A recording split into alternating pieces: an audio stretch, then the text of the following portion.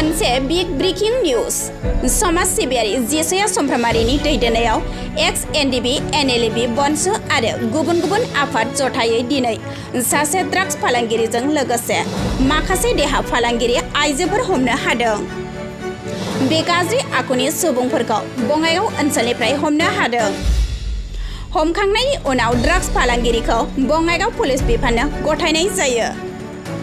बर' समाजाव बायदि बायदि गाज्रि खामानिफोरा सानफा एबा बांबोनायखौ नुनो मोननाय जादों। बे समावनो गोख्रों बिबान रुजुनानै बर'नि माखासे माहारियारि आफादफोरखौ संदाननानै बर' समाजखौ फोसाबनो ओंखारनायखौ नुनो मोननाय जादों। गोख्रों समाज सिबियारि जिसुया समफ्रामारि बिथाङा समाज दैदेनगिरि सोलिफु सरकारनाव आरो बर' माहारि गासै आफादफोरखौ गावसोरजों मोजां हाबा मावनायाव समाज फोसाबनो नागिरनायाव मदद होनांगौ होननानै गोख्रोङै खावलायदों। समाजाव गाज्रि खामानि मावग्रा आरो ड्राग्स फेग्रा मुवा बाहायग्रा लाइमोन आरो देहा फालांगि खालामग्रा आइजोफोरखौ सांग्रांथि होदों। एक्स एनडीबीफोरा जुदि बेबादि गाज्रि खामानिफ्राय गोजानाव थायाब्ला इयुनाव गोख्रों राहा लानाय जागोन होनना बुंथियो। गिबियावनो आं नैबे सिनायखौ नायगिरि रायजो राजा गासैखौ आं रोजा रोजा साबायखर होग्रोनाय थाबाय। दिनै नंगौ जोंनि बर' समाजाव गोबां रोखोमनि माने सिख्लाफोर होन सेंग्रा जानि यां जेनेरेसन लेभेलनि गोबां मानसिफ्रा दिनै गोबां रोखोमनि बुंस'नो हायि माने बुंनो थाङोब्ला मा बुंबावनो खुगायाव रावानो गैला बेफोरबायदि दिनै गोबां माने समस्यायाव गोलैबाय। दिनै जोंनि बर' समाजखौ मोजां फोसाबनो थाखाय बा मोजां बानायनो थाखाय दिनै जोङो मोनसे टिम बायदि दिनै जोङो दानानै दिनै जोङो ओंखारगासिनो दङ। आरो बेवहाय जोंल' नङा बा आंल' नङा, बेवहाय जोंनि ब्रादार अफिसार दं, बेजों लोगोसे बनसुनि प्रेसिडेन्टफोर दङ आरो बेयाव एनएलएफबिनि सेंग्राफोर दं आरो बेजों लोगोसे बिभिन्न रोखोमनि दिनै यां जेनेरेसन लेभेलनिनो माखासे जि प्रब्लेमखौ सल्भ खालामनो थाखाय नाजागासिनो दं बिथांमोना हेल्प खालामदों। आरो बिथांमोननि जि मावनाय बे बिथांमोननि मावनायखौबो आं रोजा रोजा साबायखर आरो अरायसम बिथांमोना हेफाजाब होलायबाय थागोन होननानै आं सानो। आरो मोनसे खोथाया बेनो जे जोंनि बर' समाजाव लाइमोन आरो दानि जाखांफुनाय सेंग्राफ्रा दिनै गोबां माने समस्यायाव गोग्लैबाय। दिनै जानायजों लोंनायजों दिनै गावनि सेहेराया माबोरै जालांखो दिनै बेफोरखौ बुंनो हायिबायदि दिनै जाबाय। बेनि थाखायनो आं खावलायदों दिनै रायजो राजा आइ आफा बिदा फंबाय गासैबो गावबा गावनि फिसाखौ गावबा गावनि जोनोम होनाय फिसाखौ दिनै मोजां लामायाव दिनै दैदेनलांनो थाखाय आं खावलायदों। आरो जों जि खामानि मावगासिनो दं बे खामानि मावनायाव जाहाथे न'खरनिफ्रायबो आरो सोरबा गामिनिफ्राय जाहाथे हेंथा होआलाबा जाहाथे जोंनि खामानिखौ जोंनो मावनो होयो आरो जोंनो सापर्ट खालामो। आरो जोंनि बे मावनायाव गोबां जोंनि बर' हारिनि लिडारफोर दङ। दिनै बे लिडारफोरखौ आं खावलायदों जोंनि बे जि मावनाय बे मावनायाव लिडारफोरखौ दिनै जोङो सोरबा लिडारजों आरो सोरबा राजनितिनि लिडारानो होन सोरबा मास्टार होन सोरबा अफिसार होन बिथांमोनजों जों सावरायगोन आरो बिथांमोना जाहाथे जोंनि जि सावरायनाय बेयाव जाहाथे बिथांमोनाबो सापर्ट खालामो। दिनै जोङो गाबोन साननैसोनि गेजेराव आरो जि जोंनि बर' हारिनि बा जायखिजाया जाथिखौ दिनै फोजोबस्रांनो थाखाय आवगायगासिनो दं बिथांमोनखौ जों हमनो थांबावगासिनो। आरो बिनि गेजेरजों आं जोंनि रायजो राजानि जानानै बा आंनि जानानै बा सारमोननि जानानै आं बेखौनो खावलायदों जोंनि माखासे लिडारफोरखौ जोंखौ सापर्ट खालामनांगौ। आरो जों सारमोनजों जोङो टक जिरायगोन आरो बे टक जिरायनायाव सारमोना जोंखौ माबायदि बिथोन होयो आरो बिथांमोना जोंनो मा पावार होयो बेखौ जोंनो नांगौ। आरो जोंना मेन दायथ'आनो जाहैबाय जों समाजखौ फोसाबनाय। मेन जोंनि थांखियानो जाहैबाय सोरनिबा फिसाखौ लाइमोन सेंग्राफोरखौ मोजां लामायाव दैदेनलांनाय। दिनै जोङो लिडारफोरनि माखासे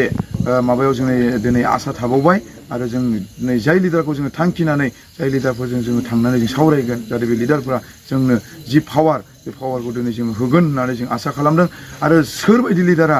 जोंनि बुंनायखौ बा जोंनि सावरायनायखौ बा जोंनि टिमखौ गनायो आरो मावनो थाखाय बिथोन होयो नेक्स्ट टाइम आरो जेब्लानाखि जोङो बिथांमोनखौ मिडिया बिथांमोनखौ जों लिंहरबावगोन बेवहाय उमुक सारा जोंनि बे खामानियाव जोङो सापर्ट दङ उमुक सारा जों माने बे खामानियाव जोङो सहाय होदों होननानै जोङो बेखौ जों मिडियानि गेजेरजों जों रायजो राजानो जों दिन्थिबावगोन आरो जों फोरमायबावगोन। दिनै नोंथाङा सासे ड्राग्स लाग्राखौ नोंथाङा हमनो मोन्दों, बेयाव नोंथाङा माबायदि थासारियाव नोंथाङा हमनो मोन्दों आरो बबे जायगानिफ्राय हमनो हादों नोंथाङा? बेयाव जोङो बेंटल गेटनि बङाइगाव आउटपस्ट गोलैयो नर्थ बङाइगाव जि थाना दाख्लै जि थानायाव जोङो माबादोंमोन बे थानानि आउटपस्टआवनो आरो बियो बेंटल गेटनि एसे खोला बेवहाय थायो जाहैबाय जोंनिनो बर' हारिनि सासे लाइमोन सिख्ला आरो बेयाव दङ जाहैबाय सासे बांगाल मुस्लिम जाथि जि जाथिखौ आङो मोनबाय बे जाथिखौनो आं खोन्थाबाय दिनै जोंनि बर' हारिया गोबां बिदिनो सोरबा जाथिजों दस्रा हारिजों बेफोरबायदिनो देहानि सोमोन्दो जोङो हमनो मोनबावदों आरो बिथांमोनखौ नोंसोरो नुगोन आरो बिथांमोननि नामफोरखौ आं मिथियाखिसै दिनै जाय बिथांमोना दिनै गोबां बिदिनो दस्रा जाथिफोरजों थांनानै बेफोरबायदिनो गाज्रि सोमोन्दोआव थानाय बेफोरबायदिखौबो जोंनो मावगासिनो दङ आरो जाय बिथांमोना दिनै इउनाइटेड फरामनिफ्राय मोनसे गोख्रों राहा मोनसे लादों बिथांमोननि लानायाव जों सापर्ट दङ आरो जोंनि बेसेबां मानि यां जेनेरेसन लेभेलनि मानसिफोर दङ जों गासैबो जों सापर्ट आरो बिथांमोननि मावनायाव जोङो अरायजों सापर्ट खालामगोन आरो जि बिथांमोना सोंदों जि जायगायाव बेखौ मोनदों बेवहाय जोंनि बर' हारिनि थाग्रा रुमावनो बे मुस्लिम माने मुस्लिम हारिनि सासे सेंग्राखौ जोङो बिनि रुमाव जों मोननायखाय जों हमनानै जों पुलिसनो गथायबाय सरकार आरो आथिखालनि सरकारजों लोगोसे पुलिस प्रसासनखौ नोंथांमोनजों हेफाजाब होनो मा खावलायो दिनै आङो बेखौनो खावलायदों दहायबो आं बुंखाबाय जोंनि सरकाराव थानाय जाय लिडार सारमोनखौ आं खावलायदों जोंनि माखासे मावनो थांनाय समाजखौ फोसाबनायाव सारमोना दिनै लिडार जादोंबा निस्सय जोंनि समाजखौ फोसाबनायाव दिनै सापर्ट खालामगोन आरो पुलिस प्रसासननि बेलायावबो आं बुंदों जि जोंनि टिम आरो दिनै इउनाइटेड फरामान होन बनसु होन सोरबा आबसु होन सोरबा इउटुबार होन मिडिया होन गासैखौबो बिथांमोना सापर्ट खालामनांगोन आरो मिडियानि गेजेरजों जों बेखौ मोननो हायो जों गोबां बबेबा जायगायाव जाथाय जायो जों बेखौ मोननो हायो बेनिखायनो जों सापर्ट खालामनांगोन आरो सारमोनखौ आं खावलायदों आंनि जानानै बा जोंनि टिमनि जानानै दिनै रायजो राजानि जानानै सारमोनाबो दिनै बे जि समाज फोसाबनाय आरो जाथिखौ फोसाबनाय हारिखौ फोसाबनाय सारमोनखौ जों सापर्ट खालामनांगौ बा जोंनो पावार होनांगौ होननानै आं बेखौ रिकुवेस्ट खालामदों आरो डिमान्ड खालामदों आरो जाय सारमोनजों आं थांगोन बे सारमोनजों थांनायाव